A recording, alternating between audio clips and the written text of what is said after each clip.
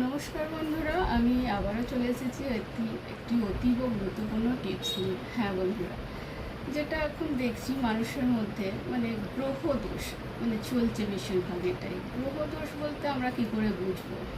গ্রহ দোষ চলছে এমন মানুষ, তার কোনো কাজে সাফল্য নেই, একবারে তো সাফল্য পাবেই না, 3বার 4বারের মাথায় দেখা যাচ্ছে সেই কাজটা সম্পূর্ণ হচ্ছে। তারপরে সংসারে অভাব অনটন চলছে, আর্থিক অবনতি, পয়সা কিভাবে যে ব্যয় হচ্ছে টাকা পয়সা সেটার কোনো হিসাব নেই, এই রকম হচ্ছে। কিন্তু এই সব থেকে আমরা যদি মুক্তি পেতে চাই কি করতে পারি? হ্যাঁ বন্ধুরা, আমরা এসব থেকে মুক্তি পেতে পারি একটি অতীব সহজ উপায়ে, সেটি হচ্ছে 1 চিমটে লবণ বা নুন।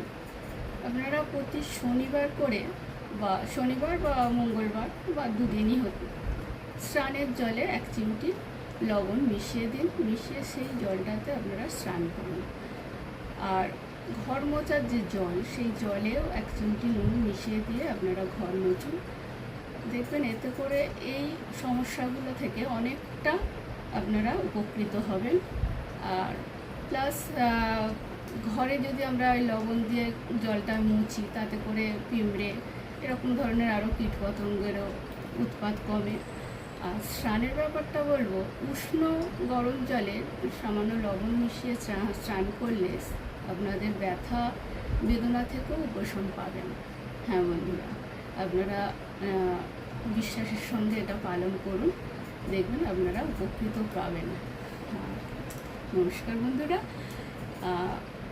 ভিডিওটি অবশ্যই লাইক করবেন, সাবস্ক্রাইব করে পাশে থাকবেন। নমস্কার।